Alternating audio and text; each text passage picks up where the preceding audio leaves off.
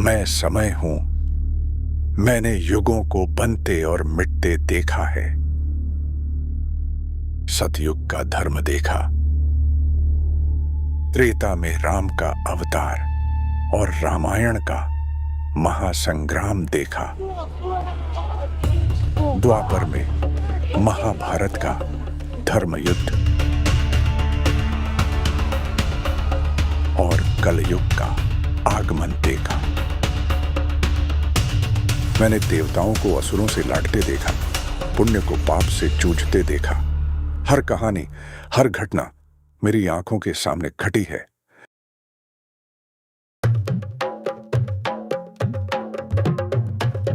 आज मैं तुम्हें ऐसी ही एक कहानी सुनाता हूं। हिमालय की गोद में बसे एक छोटे से क्षेत्र की, जौनसार बावर की, जहां आस्था और आतंक के बीच एक महा अवतार का जन्म हुआ। यह जौनसार बावर की धरती थी, पहाड़ों से घिरी, दुनिया से कुछ कटी हुई।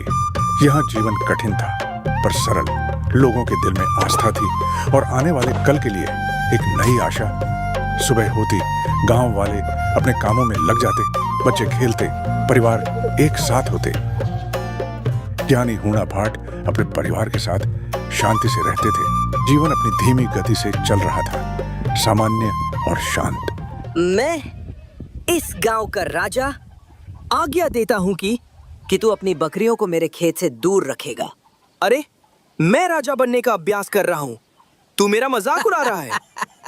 राजा, तू अपनी एक बकरी को तो संभाल नहीं पाता, पूरा गांव क्या संभालेगा? कल ही तो तेरी रानी मुखिया जी के आंगन में घुस गई थी। वो तो बस जायजा लेने गई थी।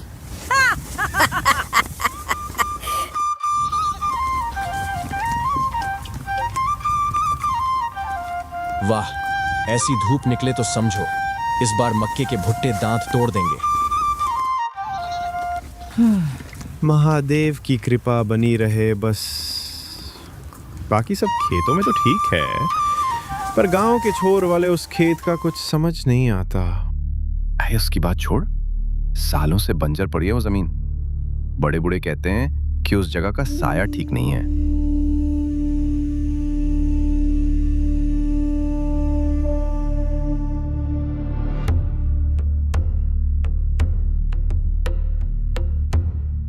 अब इसे पकड़ो तो बहुत ध्यान से, बहुत नरमी से, जैसे तुम इस नाजुक सी तितली को संभाल रहे हो। वैसे ही जीवन में तुम्हें मिलने वाली हर अच्छी चीज, हर रिश्ते, हर अवसर को संभालना होता है। तुम्हारी पकड़ मजबूत हो, पर इतनी नहीं कि इसे कुचल दे। यही संतुलन जीवन में सीखना है, मजबूती और नरमी का संतुलन। जन्म का मुहूर्त हो या मृत्यु का शोक, फसल की चिंता हो या बेटी के ब्याह की खुशी, हर रास्ते की मंजिल हूणा भाट का घर ही था। वो सिर्फ एक ज्ञानी नहीं, इस छोटे से संसार के स्तंभ थे, जिनकी सलाह के बिना कोई पत्ता भी नहीं हिलता था। पंडित जी, बेटी के लिए रिश्ता आया है। लड़के वाले कल आ रहे, बस आप पंचांग देख के कोई शुभ मुहूर्त बता दें। भाट जी, मुरली के बेटे ने मेरी बकरी को पत्थर मार दिया, उसे समझाओ जरा। गोमती, बच्चे ही तो हैं, खेल खेल में हो गया होगा। और मुरली, चिंता मत करो, बेटी के ग्रह विवाह के लिए अनुकूल हैं।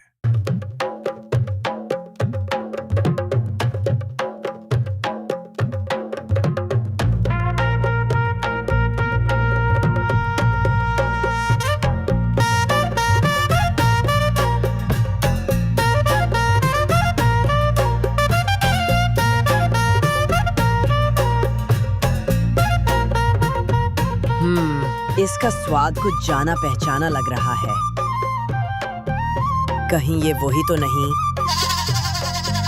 चुप कर। मैं तो बस पूछ रहा था, तू तो सच में बुरा मान गया।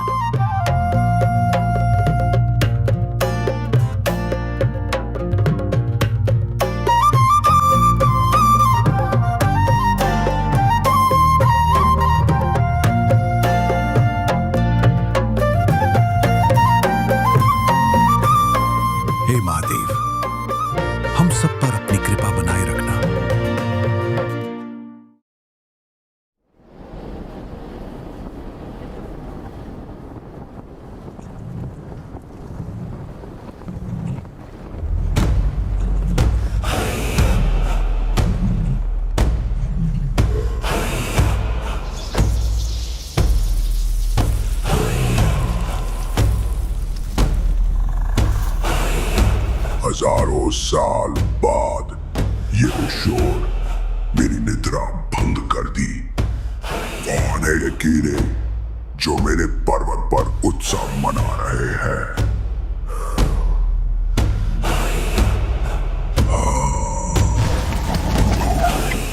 मैं इन्हें जानता हूं। इंसान, तुम्हारा उत्सव समाप्त हुआ। अब मेरे आतंक का युग आरंभ होगा।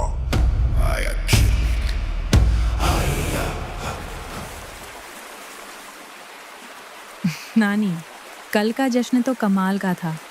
देर तक ढोल बजता रहा और बुधिया की शादी का खाना, वाह, मज़ा ही आ गया। हाँ बेटी, सच कहा। बरसों बाद ऐसी रौनक देखी गांव में। भगवान सबकी जोड़ी सलामत रखे। और अब जश्न ख़त्म, काम शुरू। तुम्हारे शेर दिखाई नहीं दे रहे, कहाँ हैं सब? क्या बताऊँ नानी, बड़े वाले तो जंगल गए हैं शिकार पर। कह रहे थे मौसम बदलने से पहले कुछ बड़ा हाथ लग जाए। और छोटे खेत संभाल रहे हैं। आसमान देख रही हो? पंडित जी कह रहे थे इस बार की बर्फ कहर बन के टूटेगी। बस उसी की तैयारी में लगे हैं सब। लकड़ी और राशन पानी का इंतज़ाम हो जाए तो शांति मिले। हाँ बिटिया, ठंड बहुत सख्त होगी।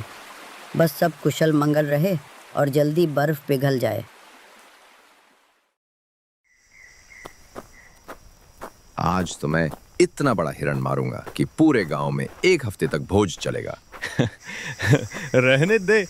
पिछली बार जब एक गिलहरी तेरे सामने आ गई थी तो तू ऐसे भागा था जैसे भूत देख लिया हो। अरे वो गिलहरी नहीं थी, वो एक छोटा भालू था। दूर से देखने में गलती हो गई। हाँ हाँ, देखूंगा। कहीं ऐसा ना हो कि जानवर तुझे देखकर हंसने लगे और तू शर्म से ही भाग जाए। क्या हुआ? अब किस गिलहरी से डर गया?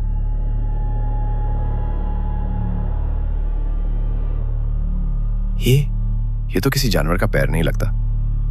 और जो भी है वो इसी रास्ते पर आगे गया है।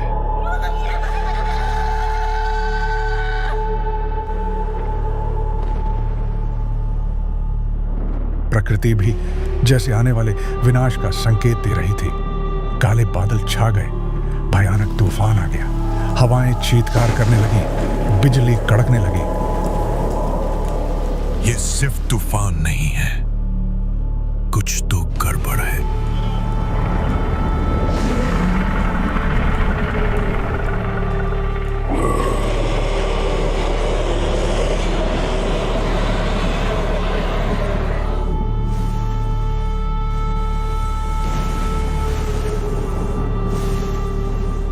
यह कौन आ गया है हमारे गांव में? इतनी दहशत मैंने कभी नहीं देखी। टिर्मिक, वो राक्षस वापस जाग गया है जिसके बारे में कहानियों में सुनते थे। क्या होगा अब? हम कैसे बचेंगे? हिम्मत रखो, ईश्वर पर भरोसा रखो। मैं जरा देखता हूं बाकी कहां है। तुम यहीं रुको। वो किर्मीक राक्षस आ गया।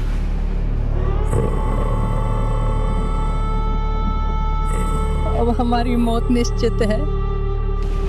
हे महादेव, ये मैं क्या भयानक दृश्य देख रहा हूँ।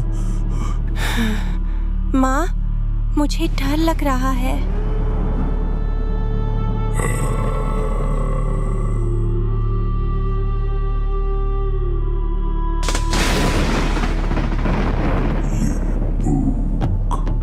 सदियों की प्यास,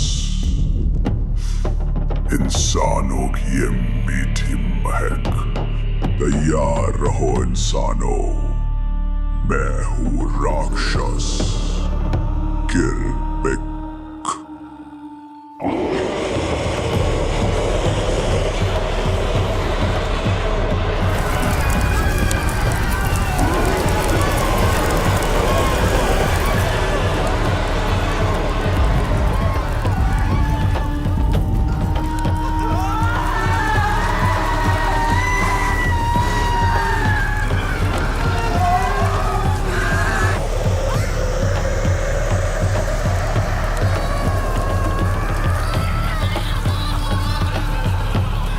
दरवाजे तोड़ रहा था, घरों को उजाड़ रहा था।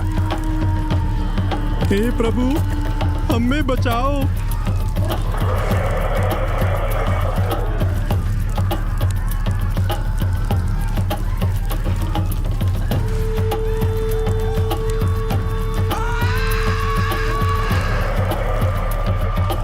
बाहर से आती चीखने, चिल्लाने और टूटने की भयानक आवाजें उनके दिलों में दहशत भर रही थीं। उस रात किरमिक का भयानक नाच शुरू हुआ।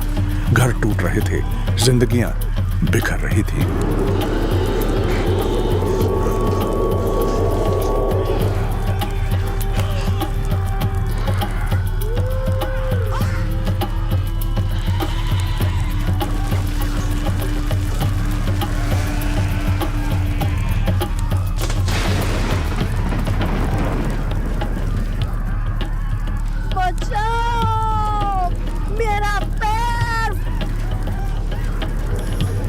नानी, संभल के, संभल के। आप यहाँ पर आराम करिए, मैं बाकियों को बचाता हूँ। तुम्हारी चीखें सुनकर कितना मजा आ रहा है, और तुम सब तो कितने स्वादिष्ट हो।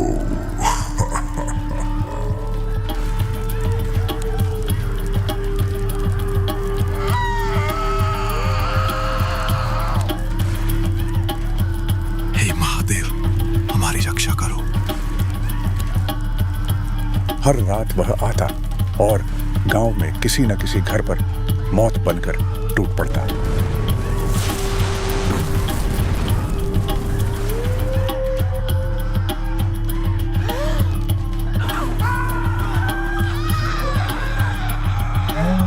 डर और मौत के इस रोजाना के सिलसिले ने गांव वालों को तोड़ दिया था।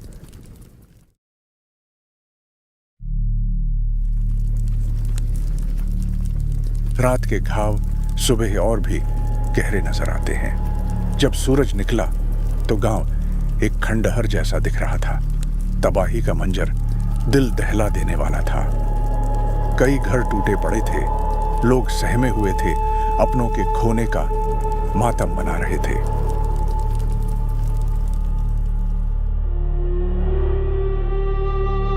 वह हर रात आएगा जब तक ये गांव श्मशान नहीं बन जाता। तो हम लड़ेंगे। चुप हो जा लड़के। किससे लड़ोगे? अपनी तलवारों से? वो कोई दैत्य नहीं जिसे लोहे से मारा जा सके। वो इस धरती पर लगा एक श्राप है। उसे हमारी देह की भूख है। हमें उस दैत्य से समझौता करना होगा। रोज उसकी भूख मिटाने के लिए एक जानवर और हर हफ्ते एक इंसान हमें उसे देना होगा। ये एक ऐसा अपमानजनक सौदा था जिसने गांव वालों की आत्मा तक को झंझोड़ कर रख दिया।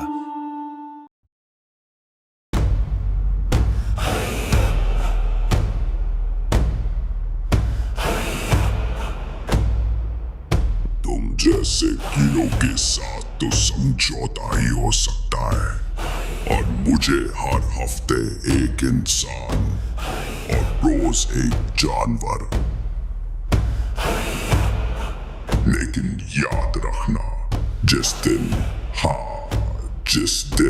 तुम लोग मेरी भूख मिटाने में नाकाम रहे, उस दिन मैं तुम सबको एक एक को निगल जाऊंगा।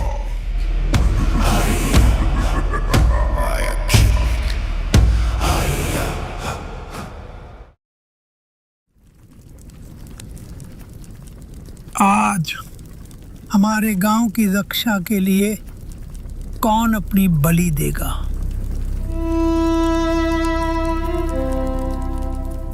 नहीं, कोई मत जाओ।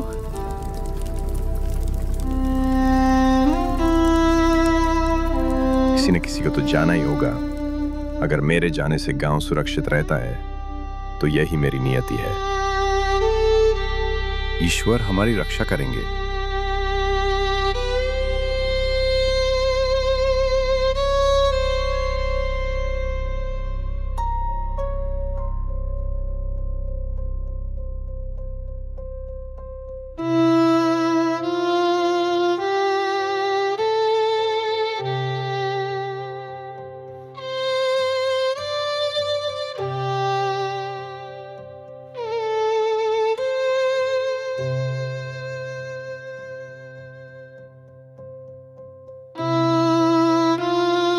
किरमिक सिर्फ शरीर नहीं, गांव की आत्मा को खा रहा था।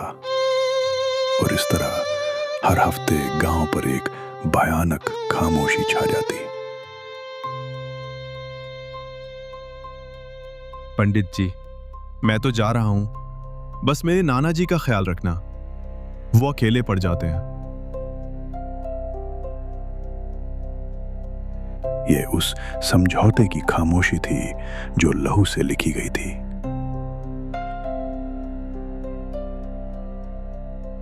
हर हफ्ते एक घर से एक बेटा बलि के लिए तैयार किया जाता। मैंने उस ज्ञानी ब्राह्मण हूणा भाट को भी देखा जो धर्म और पिता के कर्तव्य के बीच पिस रहा था।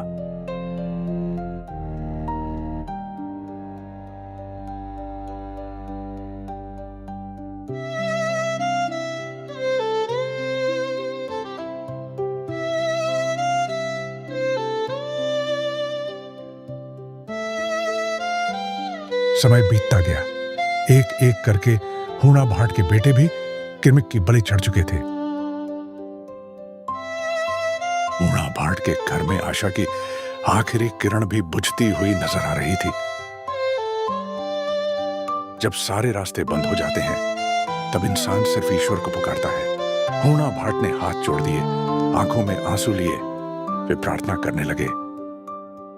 हे प्रभु, हे महादेव, अब तुम ही सहारा हो। हमने क्या पाप किया है जिसकी सजा मिल रही है? मेरे बेटों को छीन लिया प्रभु, रहम करो, हमें इस संकट से बचाओ, कोई रास्ता दिखाओ।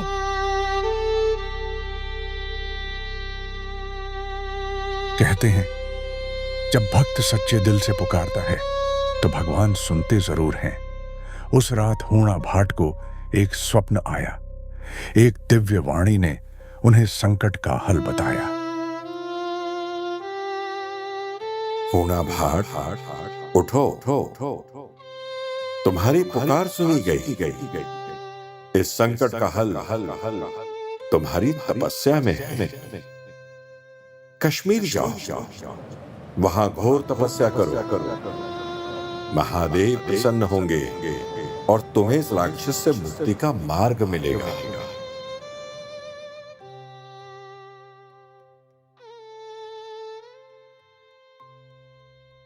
वह अकेला ब्राह्मण उस कठिन यात्रा पर निकलने के लिए तैयार था।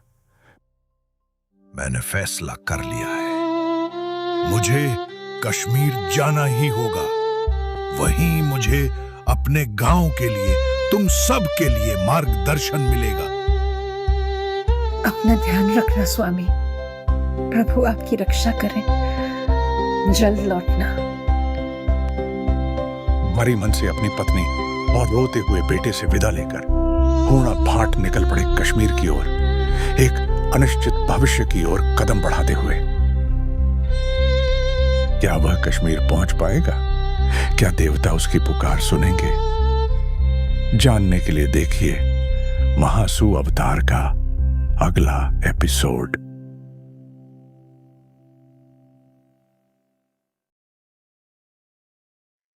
दोस्तों, ये था हमारी महासु अवतार सीरीज का पहला एपिसोड। उम्मीद है आपको हमारी ये कोशिश पसंद आई होगी। इस सफर को जारी रखने के लिए हमें आपके साथ की जरूरत है। अगर आप आगे की कहानी देखना चाहते हैं तो प्लीज चैनल को सब्सक्राइब करें, वीडियो को लाइक और शेयर करें और कमेंट्स में हमें बताएं कि आपको ये एपिसोड कैसा लगा। मिलते हैं अगले एपिसोड में। जय महासु देवता।